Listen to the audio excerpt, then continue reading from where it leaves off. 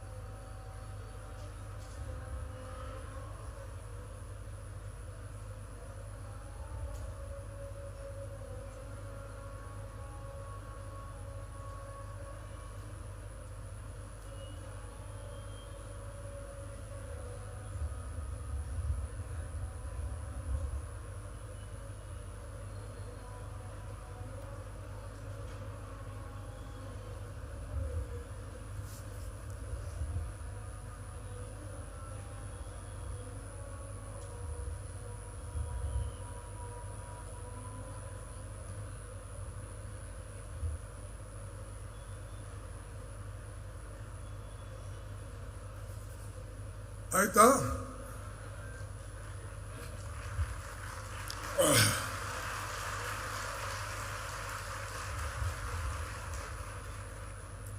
ಎರಡು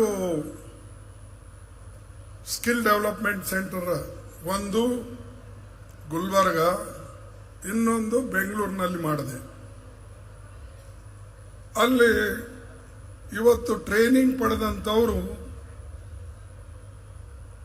ಸಾವಿರಾರು ಜನರಿಗೆ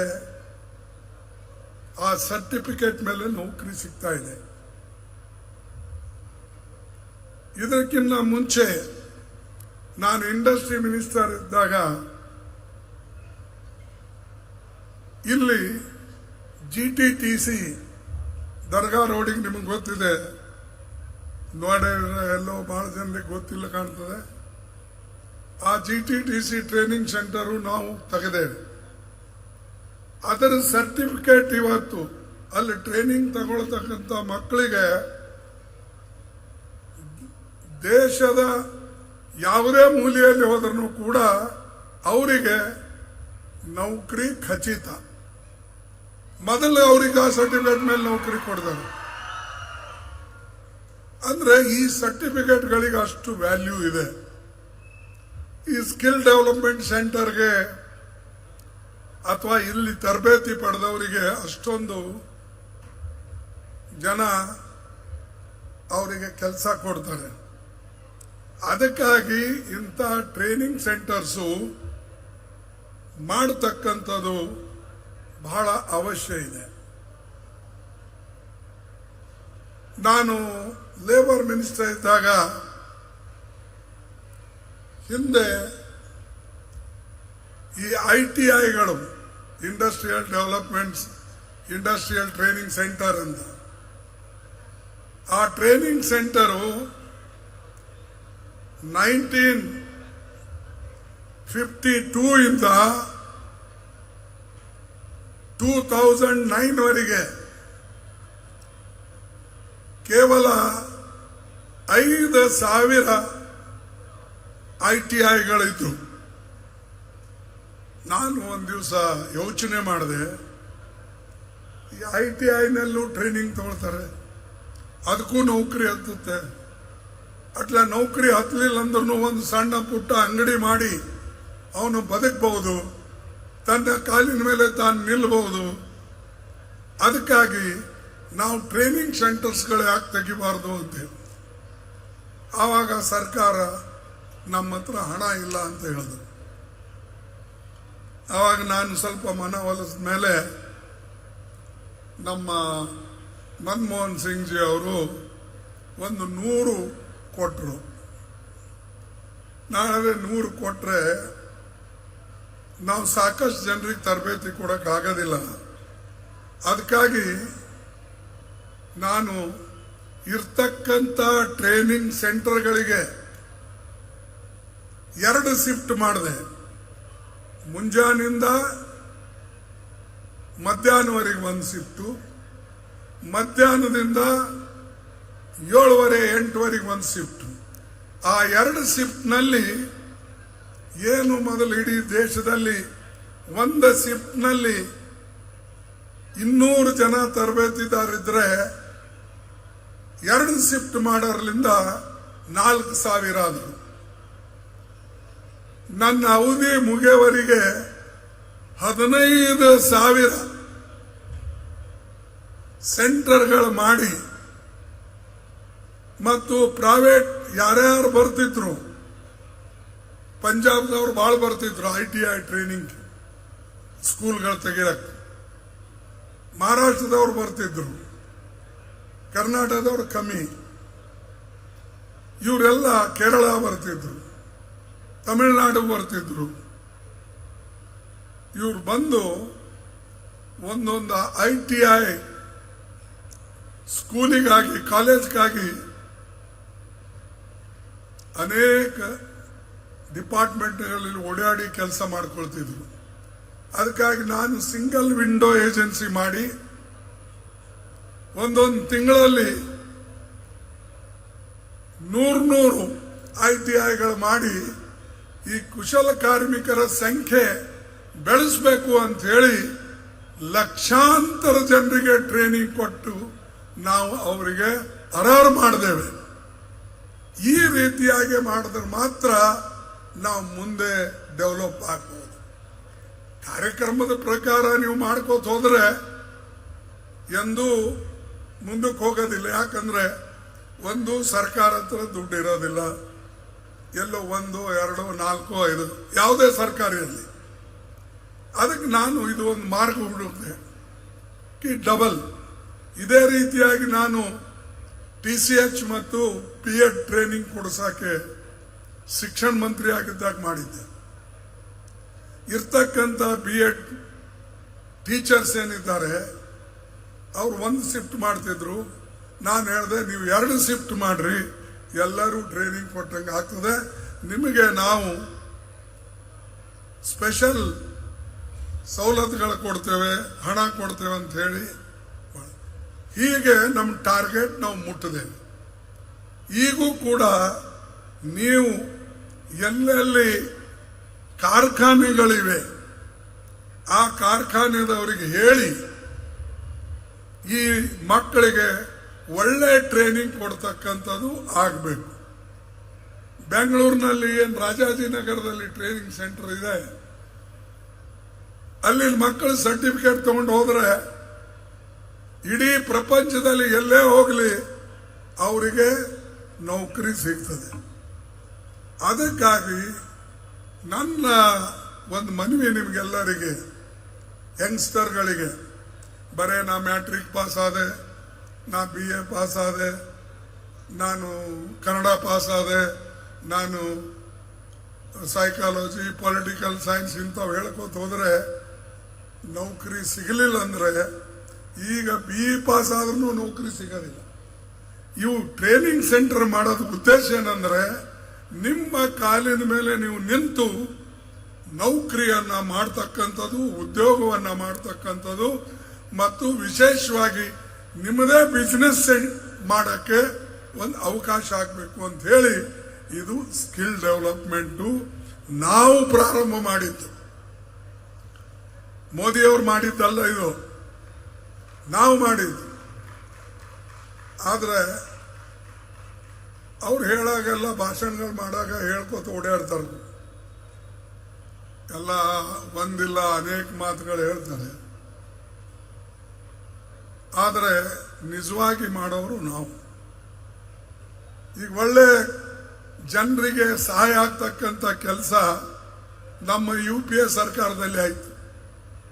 ಅದು ಫುಡ್ ಸೆಕ್ಯೂರಿಟಿ ಆಕ್ಟ್ ಇರ್ಬೋದು, ಮನ್ರೇಗಾ ಇರ್ಬೋದು, ಎಜುಕೇಶನ್ ಇರ್ಬೋದು, ಹೆಲ್ತ್ ಮಿಷನ್ ಇರ್ಬೋದು, ಇವೆಲ್ಲ ನಾವು ಮಾಡಿದ್ದೇವೆ. ಯಾರಿಗೆ ನಾವು ಇಂಥ ಕೆಲಸ ಮಾಡ್ತೇವೆ ಅಂತ ಚುನಾವಣೆ ಪೂರ್ವದಲ್ಲಿ ಹೇಳಿದಿಲ್ಲ, ಚುನಾವಣೆ ಆದ ನಂತರ ನಾವು ಹೇಳಿದ್ದೇವೆ.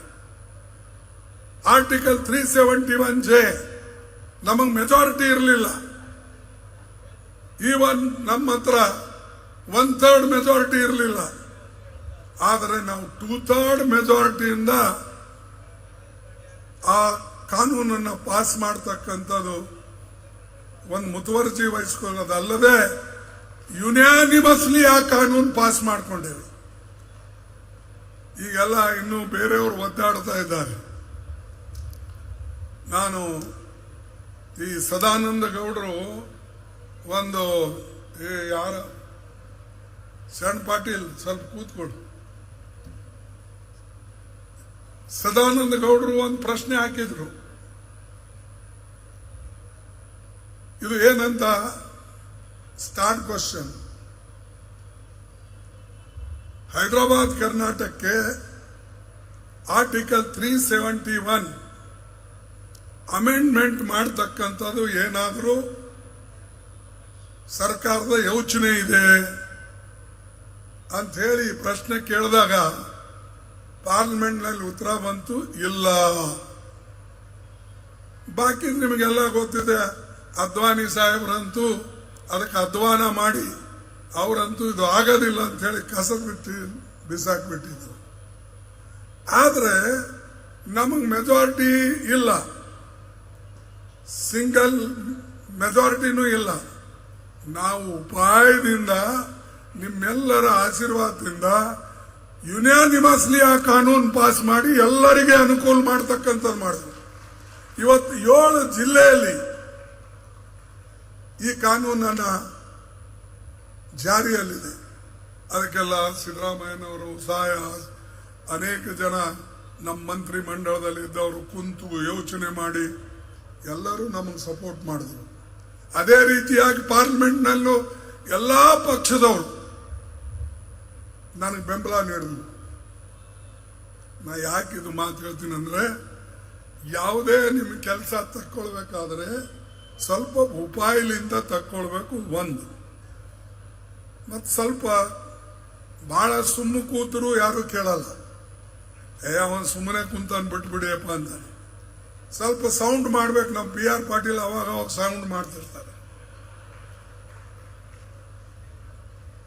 ಹಂಗೆ ಸೌಂಡ್ ಮಾಡಿದ್ರೆ ಎಲ್ಲರ ಕಿವ್ಯಾಗ ಬೀಳ್ತದೆ. ಹೊಸ ಕಾರ್ಯಕ್ರಮಗಳು ಇಲ್ಲಿ ಬರ್ತವೆ.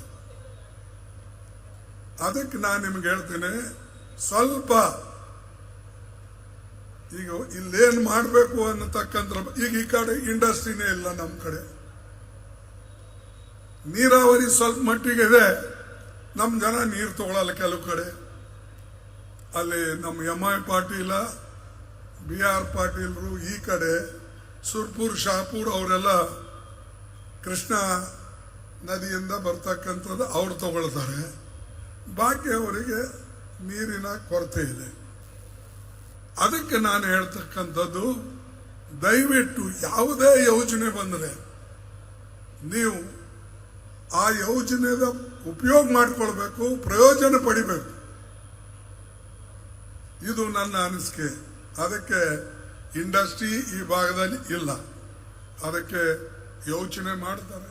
CM ಇದ್ದಾರೆ, ಡೆಪ್ಟಿ CM ಇದ್ದಾರೆ, ಮಂತ್ರಿ ಮಂಡಲದ ಅನೇಕ ಜನ ಇದ್ದಾರೆ.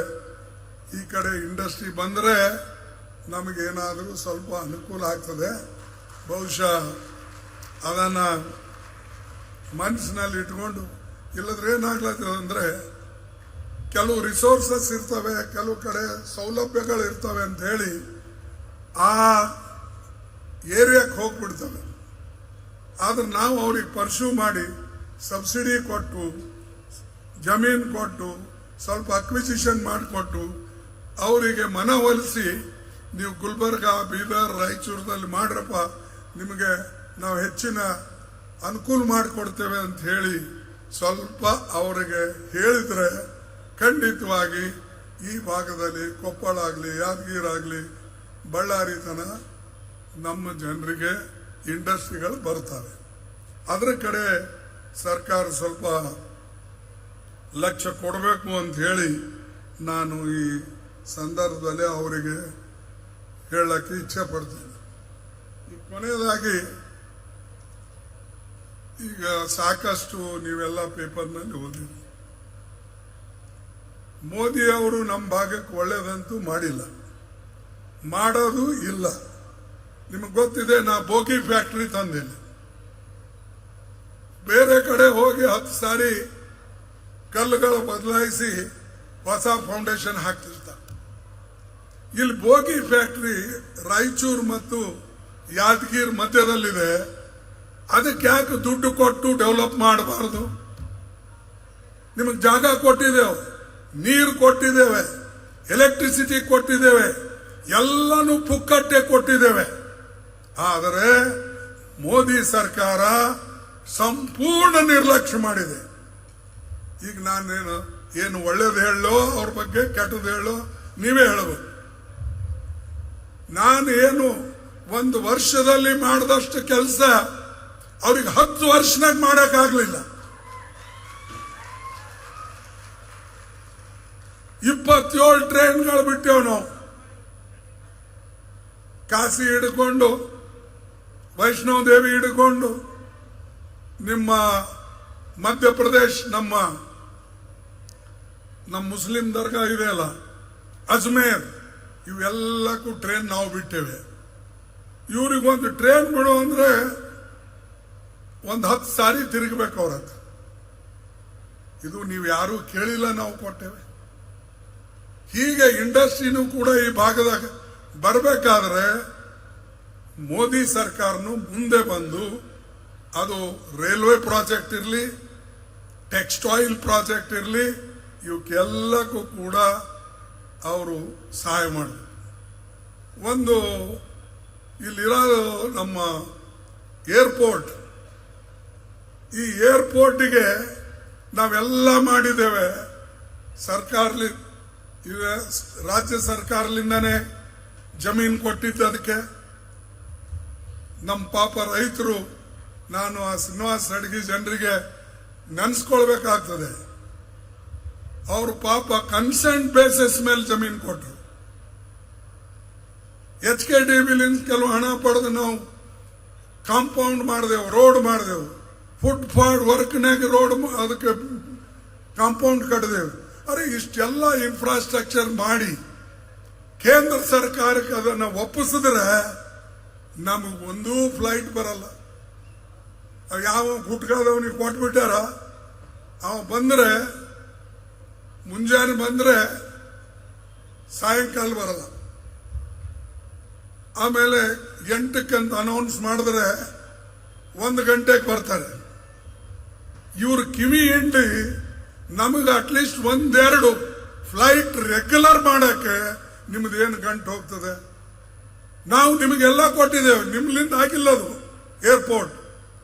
ನಮ್ಮ ರೈತರು, ನಮ್ಮ ಲೋಕಲ್ ಜನ ಎಲ್ಲರೂ ಸೇರಿ ನಾವು ಮಾಡಿ ನಿಮ್ಗೆ ಹ್ಯಾಂಡ್ ಓವರ್ ಮಾಡಿದ್ದೇವೆ. ಅದು ಮಾಡಲ್ಲ. ಒಂದು ಮಾಡ್ತಾನೆ ಕೇಂದ್ರ ಸರ್ಕಾರ, ಒಂದು ಮಾಡ್ತದೆ.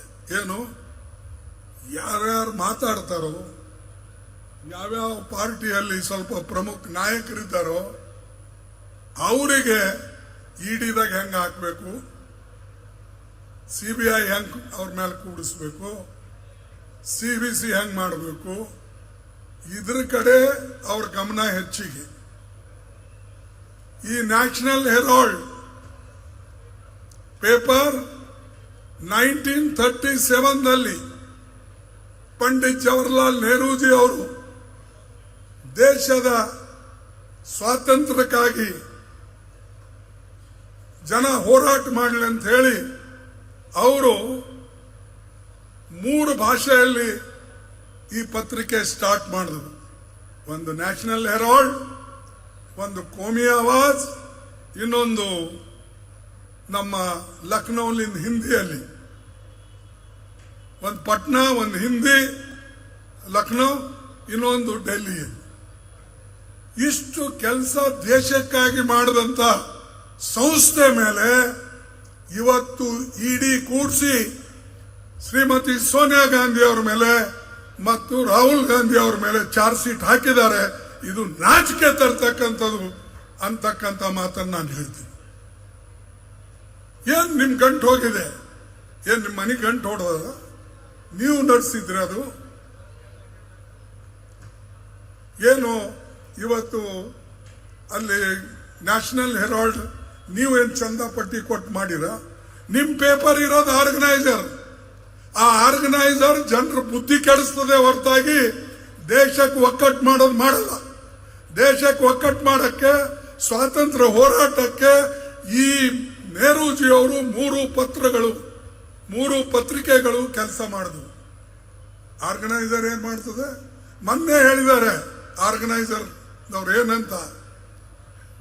ಈಗ ವಕ್ಫ್ ಬೋರ್ಡ್ ಆಯಿತು, ಮುಂದೆ ಹೆಚ್ಚಿನ ಜಮೀನು ಯಾರ ಹತ್ರ ಇದೆ ಅಂದ್ರೆ ಅದು ಕ್ರಿಶ್ಚಿಯನ್ ಹತ್ರ ಇದೆ. 7 ಕೋಟಿ ಎಕರೆ ಹೆಕ್ಟರ್ಸ್ ಜಮೀನು ಅವ್ರ ಬಲ್ಲಿದೆ. ನಮ್ಮ ಕಣ್ಣು ಆ ಕಡೆ ಬಿದ್ದಿದೆ ಅಂತ ಹೇಳಿ ಹೋದ ಆರ್ಗನೈಸರ್ನಲ್ಲಿ ಅವರು ಬರೆದಿದ್ದಾರೆ. ಈಗೇನೋ ಮೊನ್ನೆ ವಾಪಸ್ ತಗೊಂಡಿದ್ದಾರಂತೆ. ಇದು ಬರೆದಿದ್ದಾರೆ, ನನ್ನ ಬಲ್ಲಿ ಅದ್ರ ದಾಖಲೆ ಇದೆ. ಪ್ರತಿ ಒಂದು ಮಾತಿಗೆ ದಾಖಲೆ ಕೊಡು ಅಂತಾರೆ. ದಾಖಲೆ ಇಲ್ಲಿವೆ. ಆರ್ಗನೈಸರ್ ಪೇಪರ್ ಹೇಳಿದ್ದಾರೆ. ಈಗ ಮುಸ್ಲಿಂ ಸರ್ದಿ ಆಯ್ತು, ಈಗ ಕ್ರಿಶ್ಚಿಯನ್ ಸರ್ದಿ ಬಂದಿದೆ. ಅವ್ರ ಬಳಿ ಇರ್ತಕ್ಕಂಥ 7 ಕೋಟಿ ಹೆಕ್ಟರ್ ಜಮೀನನ್ನ ನಾವು ವಶಪಡಿಸ್ಕೊಳ್ಬೇಕಾಗ್ತದೆ, ಅಥವಾ ನಾವು ಆ ಕಡೆ ಗಮನ ಹರಿಸಬೇಕಾಗ್ತದೆ ಅಂತ ಹೇಳಿ ಅವರು RSS ಪತ್ರಿಕೆ ಇದು ಹೇಳಿದೆ. ಈ ಮಾತನ್ನ ಯಾಕೆ ಹೇಳ್ತಾ ಇದ್ದೀನಿ ಅಂದ್ರೆ, ನಿಮಗೆ ಒಳ್ಳೆ ಕೆಲಸ ಮಾಡೋಕ್ಕಾಗೋದಿಲ್ಲ, ಯಾರು ಒಳ್ಳೆ ಕೆಲಸ ಮಾಡ್ತಾರೋ ಅವರಿಗಾದ್ರೂ ಬೆಂಬಲ ಕೊಡಿ. ಪ್ರತಿ ಮಾತಿಗೆ ಬಾಬಾ ಸಾಹೇಬ್ ಅಂಬೇಡ್ಕರ್ ಅಪಮಾನ ಮಾಡಿದ್ರು. ಅವ್ರಿಗೆ ನೀವೇನ್ ಮಾಡಿದ್ರಪ್ಪ? ಏನು ಬಿಜೆಪಿ RSS ಬಾಬಾ ಸಾಹೇಬ್ ಅಂಬೇಡ್ಕರ್ ಒಪ್ಕೊಂಡಿದ್ರ? ಪ್ರೀತಿ ಮಾಡಿದ್ರ? ಫೋಟೋ ಹಚ್ಚಿದ್ರ? ಏನಿಲ್ಲ.